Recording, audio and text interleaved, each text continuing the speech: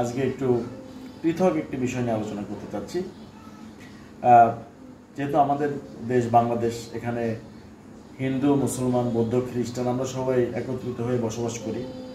আর বেশ কিছুদিন আগে যেহেতু আমি একটি ভিডিও দিয়েছিলাম, আপনারা দেখেছেন, যে সেখানে আমি বলেছিলাম যে একজন মুসলিম নারী তিনি কি তার স্বামীকে ডিভোর্স দিতে পারেন কিনা। তো সেই ভিডিওটি দেখার পর আমাকে কিছু প্রশ্ন আমার আসছে। সেটা হলো যে তাহলে একজন হিন্দু নারী বা পুরুষ তারা আলাদা থাকতে পারেন কিনা, তারা কি একে অপরকে ডিভোর্স দিতে পারেন কিনা। আসলে হিন্দু আইন অনুযায়ী কিন্তু ডিভোর্সের বিধানটা ওইভাবে নাই, এটা আপনাদের প্রথমে মাথায় রাখতে হবে। আর আমাদের দেশে শান্ত হিন্দু আইন অনুযায়ী তাই ভাগা যে আইনটা আছে সেই আইনটা আমাদের এখানে ফলো করা হয়। তো সেই আইন অনুযায়ী কিন্তু একজন স্বামী এবং একজন স্ত্রী যারা হিন্দু ধর্মাবলম্বী তারা কিন্তু মানে ডিভোর্সটি দিতে পারে না। তো তারপরেও আমরা দেখেছি যে 1955 সালে ভারতে হিন্দু আইনে কিছুটা রদবদল করা হয়েছে। সেটা সেই সময়কার প্রয়োজন এবং ক্ষেত্র অনেক কিছু বিবেচনা করে কিন্তু এই আপনার আইনটা করা হয়েছিল। বিশেষ করে হিন্দু আইনটা কিন্তু আপনার এই যে ধর্মীয় ব্যাপারে তারা কিন্তু খুব কঠোরতা অবলম্বন করে।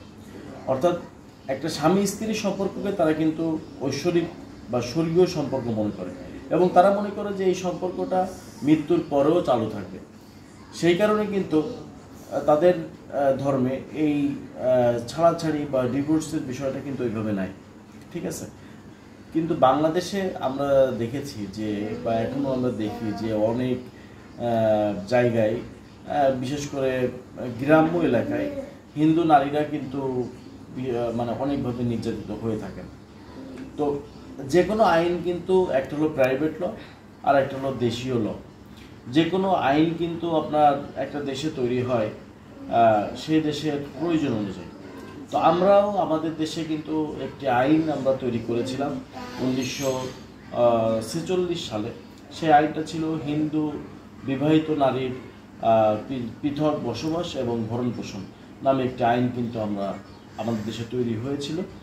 এবং সেই আইনে কিন্তু স্পষ্টভাবে উল্লেখ করা হয়েছিল যে একটি নারী তিনি তার স্বামী থেকে পৃথকভাবে বসবাস করতে পারবেন, অর্থাৎ হিন্দু নারী যদি তার স্বামী তার স্ত্রীর অনুমতি ছাড়া বিবাহিত সম্পর্ক করে, অর্থাৎ পুনরায় সে যদি একটি বিবাহ করে এবং সেখানে তার স্ত্রী যদি প্রথম স্ত্রী যদি থাকে।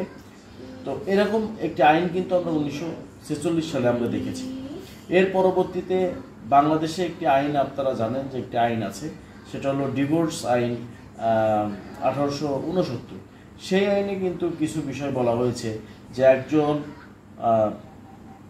স্ত্রী তার স্বামীকে কিন্তু বিভিন্ন কারণে ডিভোর্স দিতে পারেন, তার স্বামী থেকে কিন্তু আলাদা হয়ে যেতে পারেন, আলাদা থাকতে পারেন।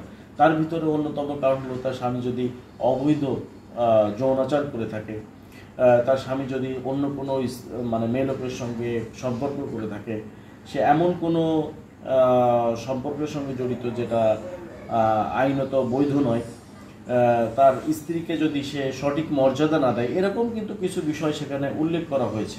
সুতরাং আমরা বলতে পারি যে বাংলাদেশের আইন অনুযায়ী একটি হিন্দু মহিলাও কিন্তু তার স্বামীর দ্বারা যদি অত্যাচারিত হন তাহলে কিন্তু তিনি আইনে আশ্রয় নিতে পারবেন। এবং অবশ্যই আপনাকে মনে রাখতে হবে যে সেই হিন্দু মহিলা বাংলাদেশের যে দেওয়ানি আদালত আছে তার সেই দেওয়ানি আদালতে তিনি আশ্রয় গ্রহণ করতে পারবেন এবং সেখান থেকে কিন্তু তিনি একটি ডিগ্রি লাভ করার মাধ্যমে তার স্বামী থেকে তিনি আলাদা হতে পারবেন। সুতরাং আমাদের এই আধুনিক সমাজে ধর্মীয় আইনকে ছাপিয়েও আমাদের কিছু কিছু আইন, এটা যে ধর্মীয় আইনকে অবজ্ঞা করা হয়েছে বা ধর্মীয় আইনকে বাদ দেওয়া হয়েছে এরকম নয়। সময়ের প্রয়োজনে ধর্মীয় আইন এবং আধুনিক আইনের, আমি বলবো আধুনিক আইন, হ্যাঁ, এইটা সংমিশ্রণে একটি আইনকে দাঁড় করানো হয়েছে যে যাতে সমাজে যারা অবহেলিত আছে, যে সকল নারীরা নির্যাতিত হন, সে সকল নারীরা যেন তাদের সুবিধা থেকে বঞ্চিত না হন, তাদের প্রাপ্য অধিকার থেকে বঞ্চিত না হন। সুতরাং হিন্দু হন, বৌদ্ধ হন, খ্রিস্টান হন, প্রত্যেকটা প্রাইভেট লয়ের পাশাপাশিও দেশে আমাদের আইন রয়েছে যে আইনের মাধ্যমে আপনি আশ্রয় লাভ করতে পারবেন, এবং আপনার স্বামী যদি কোনো অন্যায় আপনার সঙ্গে করেন তাহলে অবশ্যই আপনি তার প্রতিকার পাবেন।